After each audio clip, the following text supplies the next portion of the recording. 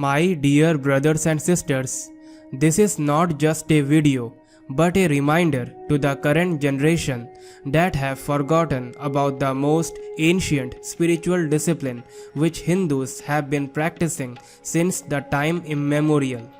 This spiritual discipline is a daily obligatory action that must be performed by Hindus, prescribed in Vedas. In next few minutes, I am going to explain about the Nitya-karmas, performing which each and every person can become a better human being. So, it is my humble request to all of you to be with me till the end. In Hinduism, the path of daily worship is considered to be the best for the removal of all sufferings and for attaining God. Reverence and faith are not only born by daily worship and chanting mantras, but concentration and strong willpower are transmitted in the mind, and with determination, we are able to do any kind of work. To be happy in the world, it is very important to have faith in God. In such a situation, if you want to maintain the happiness and prosperity of the family, then you should have unwavering faith in God. It is said that if God is remembered and worshipped with a sincere heart, then our wishes are definitely fulfilled.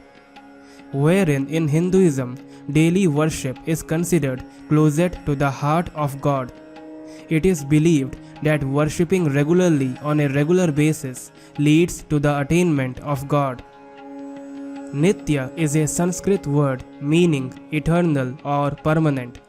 Its opposite is anitya, which refers to the Hindu concept of impermanence, in that suffering does not last, but neither do the material comforts of life. Nitya Karma refers to a daily obligatory action that must be performed by Hindus. By living according to these noble religious principles, we spiritualize our religious life and come to realize our own divine nature. By practicing these simple principles, we can grow up with a strong religious and spiritual base and become a better human being. According to the scriptures, each man is indebted in three ways. Our ancient sages have described the means of being free from these three debts. One must not try to avoid or run away from these debts. If a man dies with the debt over his head, then he will have to clear those debts in his next birth. Therefore, a man must clear all these three debts, which are as under. Number 1. Pitru Rina, indebtedness towards the ancestors. Number 2. Rishi Rina, indebtedness towards the rishis, sages. Number 3. Deva Rina, indebtedness towards deities and God. There is a Sanskrit shloka, Athochayate grihasthasya nitya karma yatha vidhi yat kritva nrinya mapnoti daivat petrayacha manushat. The Nitya Karma of a man is being explained as in the scriptures, by performing which a man is liberated from the Rina debts which he has towards Deva, Rishi and Pitru. According to the above shloka, as soon as a man takes birth, he carries three Rinas over his head. To get liberated from these three Rina debts, performing the Nitya Karma has claimed to be its remedy. There are 6 karmas in the Nitya Karma as mentioned in Rig Veda. Number 1. Snanam. Your bath time can tell whether you are a human or a monster. A man must get up 1.5 hours before sunrise, that is in the Brahma Muhurta, and go for a bath. Bathing between 4 to 5 in the morning is called Muni Snan. Muni Snan is considered to be the most auspicious in the scriptures. It is said that the person who takes a Muni Snan every day always has peace and tranquility in his house. Along with that, the person remains physically fit and the mind also remains calm. A sleep during the time of Brahma Muhurta destroys all the virtues. One who sleeps during this time commits a sin. Number 2. Sandhya Vandana. Sandhya Vandana is a short religious practice that Hindus perform thrice daily. It combines specific mantras with pranayama and meditation. Firstly, Achmanyam is to be done.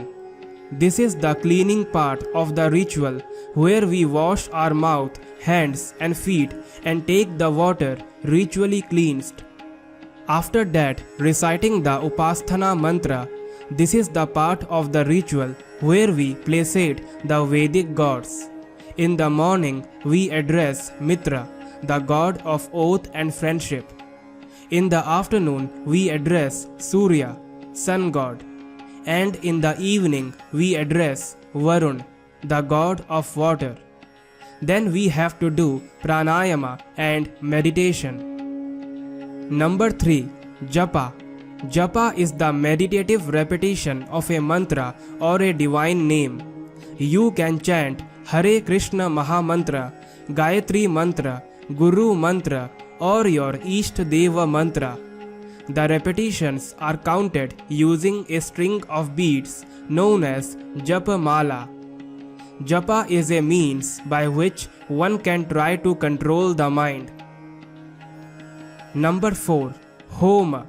In the Vedic Hinduism, a home is also known as Yagya, is a fire ritual that has been performed by Hindus since ancient times, in which Agni Deva, the fire god, acts as a medium between man and the gods.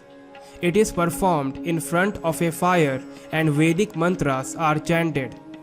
Yagya is a Sanskrit word meaning worship, sacrifice or offering.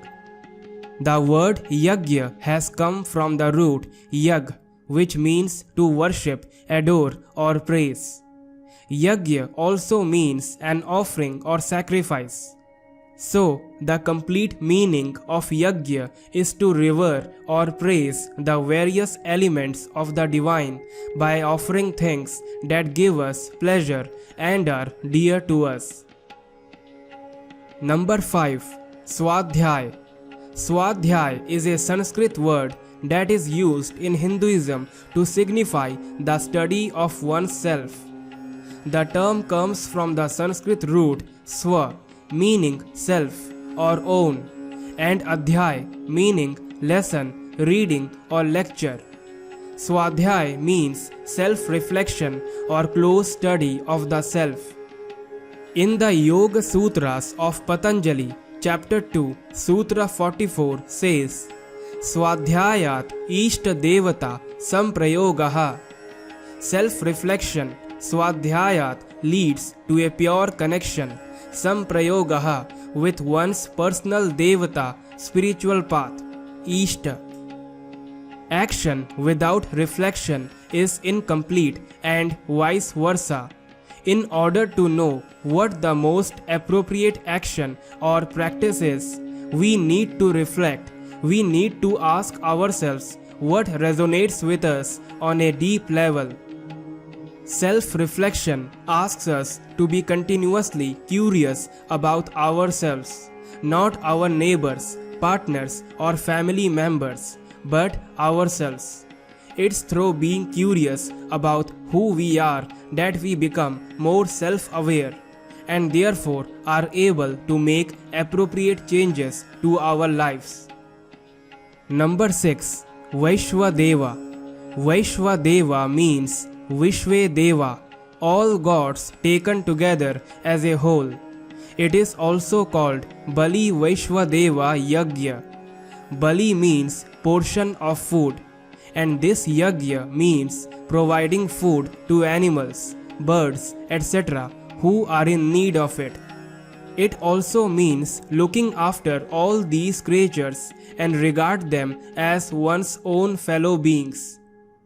When the other beings of the world also get the benefit of the Yagya, only then Yagya will be accomplished and complete.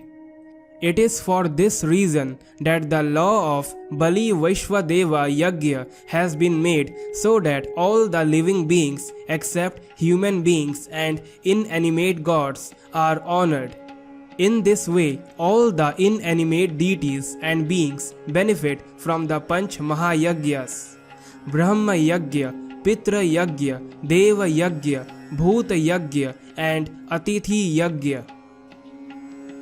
My dear brothers and sisters, this is the beauty of our Sanatan Dharma that teaches us to regard all the living beings as our own fellow beings. When Nitya-karmas are performed, the day passes on a good note. The mind remains under control and can be kept fresh the whole day.